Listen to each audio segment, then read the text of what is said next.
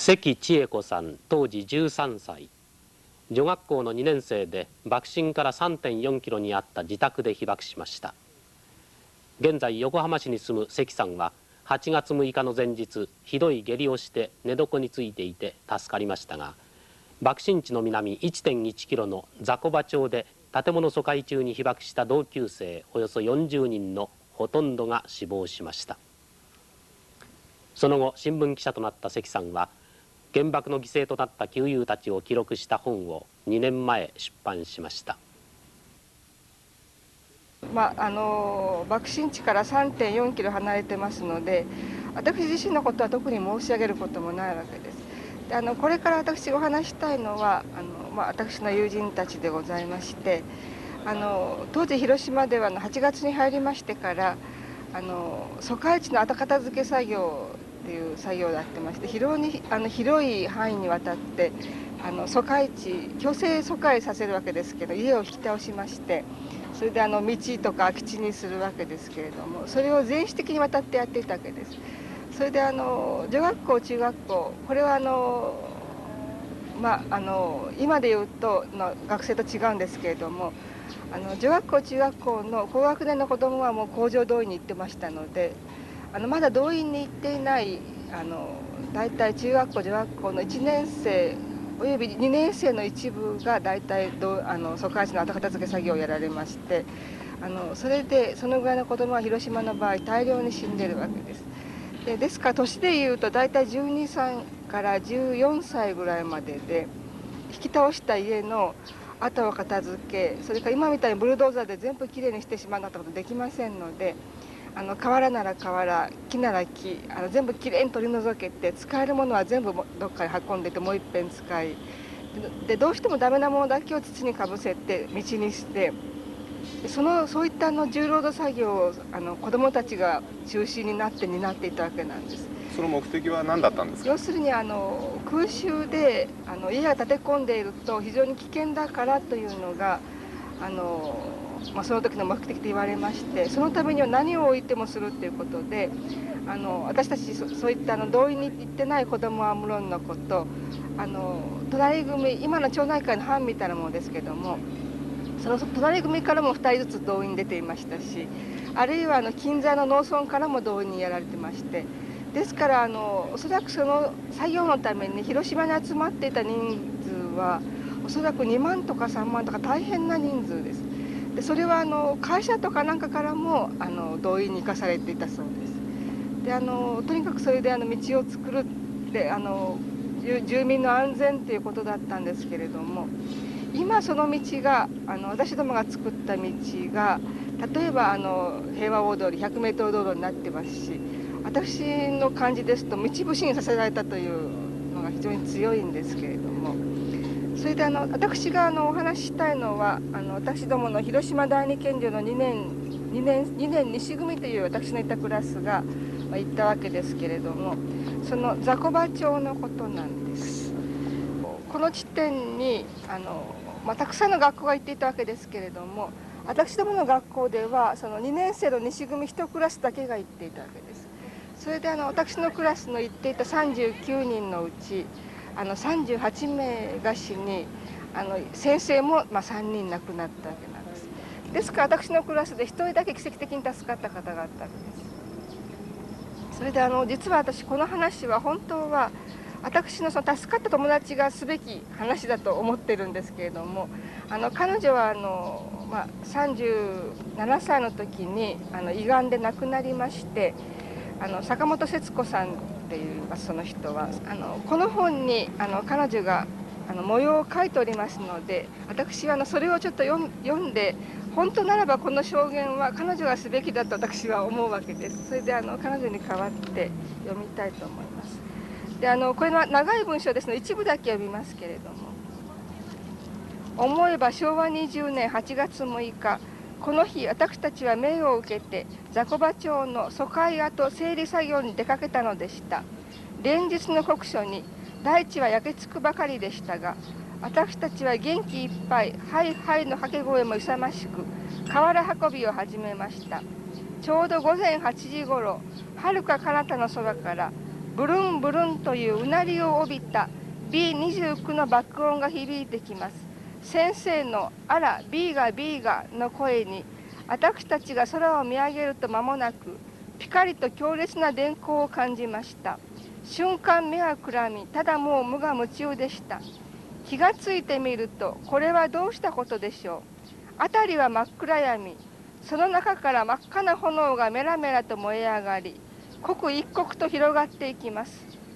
今が今まで共に威勢よく働いていたお友達の顔は焼けただれ、服はボロボロに破れ、ガタガタ震えながら右往左往するありさまは何に例えられましょうか。先生はひな鳥をいたわる母鳥のように両脇に教え子を抱かれ、生徒は恐れわななくひな鳥のように先生の脇下に頭を突っ込んでいます。先生の頭はいつの間にか白髪に変わり、いつもの先生よりはずっと大きく見えました。私はただやたらに「先生、私は坂本ですよ」と繰り返しますと、3回目にやっとうなずいてくださいました。広島の地に長く住みながらほとんど町を知っていないので、あくまでも先生を頼りに行動しようと思っておりましたが、10分と経たないうちに私はただ一人になっていました。私の周囲は見知らぬ人ばかりでしたが、そのうちに友達から名前を呼びかけられ、はっと我に返りました。自分の変わった顔形を嘆く友や、両親を求めて泣き叫ぶ友達、ただれた手をしっかりと握り合って先生らしい人を探し求めました。これがその一節なんですけれども、この後どうなったか、これは彼女の証言とかその後で大体こういうことではないかなと思うんですけれども、先生はその地点から非常に近い日赤病院に行こうと呼びかけられたらしいんですけれども、その時にすでにそういった呼びかけが何人に伝わっていたかもこれははっきりしません。でとにかく先生を後をたどって坂本さんたちも日赤の方へ向かうわけですけれども、でこれに書いてありますようにみんなしっかり手を握り合っていたらしいんですが、何しろ原爆のやけどがひどいので焼けた手が腕などの皮膚がそのまま剥がれていきますので、これも皮膚が落ちていきます。そのためにしっかり握っていたはずの手が離れてしまって、だんだんバラバラになり、2人3人とバラバラになり、あるいは一人ぼっちになり、それでみんな火が北の方から来ますから南の方に大体逃げていったようですけれども、で何人かの友達は学校にたどり着き、何人かの友達は日赤、あるいはその近所で倒れ、それから何人かの友達はたどり着けないで救援のトラックなどに乗せられて市内の学校などがもう救急の避難所になっておりましたので、そういうところに行った方はまだいいんですけれども、もうそこがいっぱいになってしまいまして、似島とか金輪島とか島に送られた友達はもうほとんどの方が誰も島まで行ってると思わないものですから、ほとんどの島に行った方は肉親に会えずに亡くなってしまったようです。とにかく原爆のやけどは大変ひどいわけです。それで一番最初に学校にたどり着いた方、学校って申すのは私どもの広島第二県女っていう学校は広島女専、今の広島女子大の中にありまして、私の姉が広島第二県女の1期生でございますけれども、その当時女性の1年生でたまたま学校にいたわけです。それで広島第二県女はその時もう誰もいなくて空っぽだったわけなんですけれども、みんな動員出てまして、たまたまその学校に帰ってきたのが一番に帰ってきたのがクラスの級長をしていた方でした。でたまたまそれは級長の日浦さんという方を私の姉が見かけたわけですけれども、とにかく初めなんか人間だかなんだかわからない体中焼けていて、しかもボロみたいなものをずっと引きずって、ですから瞬間お化けと思ったそうですけれども、でそのお化けが富永さん、私の旧姓ですけども富永さんのお姉さんって言ったのでびっくりして「あなたは誰?」と聞いたのでそのひどい様が初めて分かったわけなんですけれども、でこの方は、その日の晩に亡くなってしまうんですけども、たまたまその死の時に間際についてらっしゃった先生の証言によりますと、とにかく最後まで先生点呼は取れなかったと。要するに原爆の後の混乱で点呼は取れなかった、で点呼は取れなかったということを言いながら、死んでいくわけです。それから私の場合、家が学校に近いので次の日から毎日学校に行っておりましたけれども、とにかく帰ってきた生徒が数人いたわけですけども、とにかく顔を見ても誰かわからないわけです。で向こうから私の名前を呼んでくれるのでやっとわかるっていう程度の。でこれは私が見て分かるのは当たり前で、ある方の場合お母様が市外の新庄って町からわざわざたどり着かれるんですけども、本次さんは家に帰っておられますっていう言葉で、喜びさんで言ってみて、思わずこれはうちの子供ではありません、うちの子供は私より私に似て顔が小さくて細いんですと叫んでらっしゃるんですね。でも確かにこの方は本次さんって言われましたって言うんで、本次文代、本次文江って名前を呼んでみて「はい」っていう返事で初めて自分の子供が分かるっていうそうです。それからあるお姉様は倒れてきた連れてこられた子供が妹か誰か分かんなくて、たまたま胸の半分ぐらいブラウスだけ残ってらして、それに校章がついていたのでそれをちょっとひっくり返してみたと。その時に妹さんは寝てらしたわけですけども、それでひっくり返してみて、その校章の裏に「久村」と名前が刻んでありましたので、初めて妹と気が分かったという証言が残ってます。で当時私たちは校章を落としてもまた変えるなってことがなかなかできませんでしたので、物には全部大事に名前を付けたんですけども、その大事に付けた校章の裏の名前が妹さんと分かったと。つまりもう親が見ても自分の子供と分からないぐらいのやけどです。で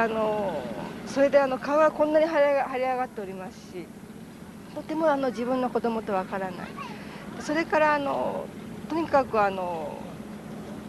薬がなければ何もないと、せいぜい赤チンをつけるぐらい、それでもあればいい方。それから多くの方は水を飲ましては死ぬぞと言われたので、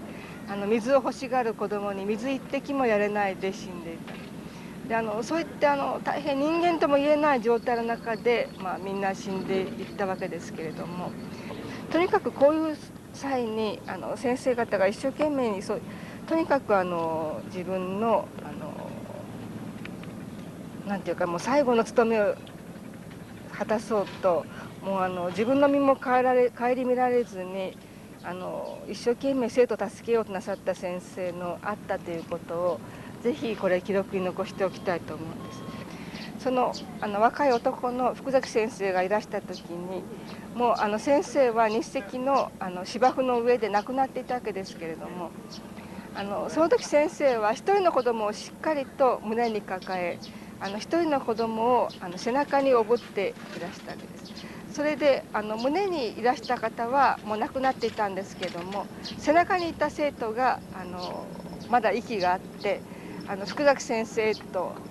声をかけたので「お前は誰だ」と言い、それからそこにいる方がその担任の畑先生ということが分かったわけです。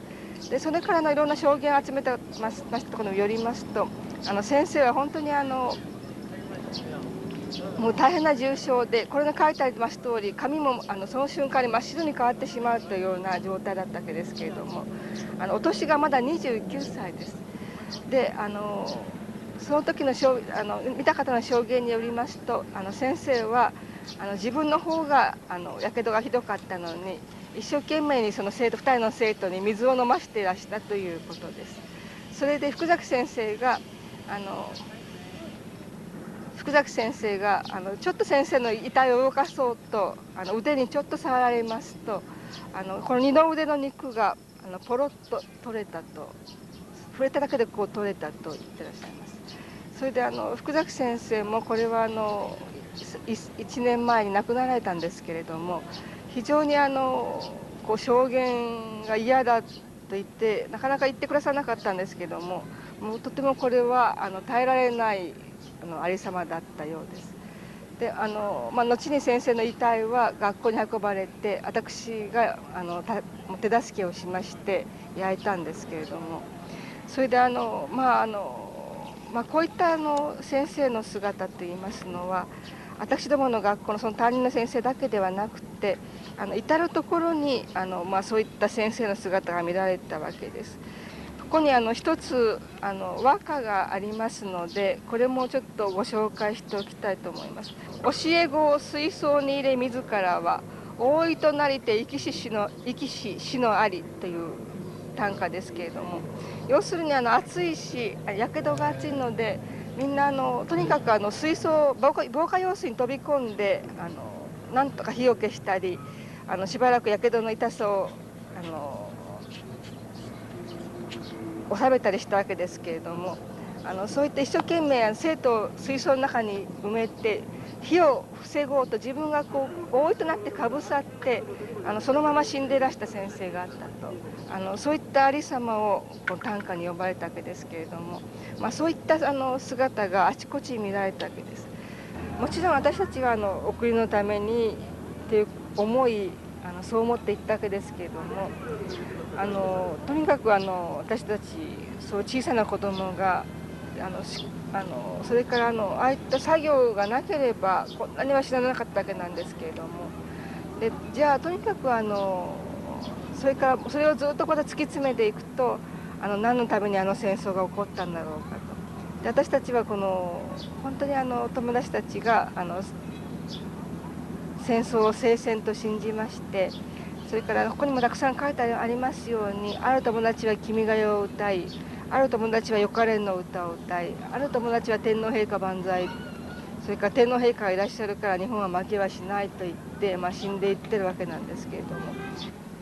私やはり12や13や14で死んだ友達っていうのは非常に残念でたまりませんで、私たちのクラスっていうのは昭和6年の遅生まれと7年の早生まれのクラスなんですけれども、それはどういう年かと申しますと昭和6年は満州事変が始まった年でして、ですから私のクラスっていうのは戦争以外知らない、平和な日を一日も知らないというクラスです、生まれた時から。ですから生まれた時からそういう教育を受け、要するに日本人は死ぬために生きるのだと。で私たちは女は母親になって子供を国に捧げなければいけないんだと、死ぬことこそが美しいことだと教わって、で敗戦を迎えた年です。私は私の友人たちが生きることこそ美しいことだと、平和こそこんなに素晴らしいことだということを知らないで死んでいったのが非常に残念でたまらない。そのためにこの本を書いたと言っても過言ではないと思いますけども、とにかく今の若い方は平和以外の日を知らない、戦争を知らない方ですけども、これがどんなに幸せなことかと。で戦争しか知らない、そういった見方しか知らなくて、何も世界のことが分からなかった、それがいかに辛い嫌なことであったか、それはぜひ何度も繰り返して言いたいことです。それでやはりこういう平和な日を絶対に続けなければいけませんし、特に原子爆弾みたいな非人道的ないまだに苦しみが続くような兵器は、これは絶対なくさなければいけないんだと。また人間っていうものが、私は知恵があり賢い動物である以上、絶対にそれができるんだということをもう確信しているんですけれども、本当に核兵器の完全なくなる世の中を作りたいと思います。そうしないととても死んだ友達に対して安らかにお眠りくださいとはいまだに言えないという気持ちがします。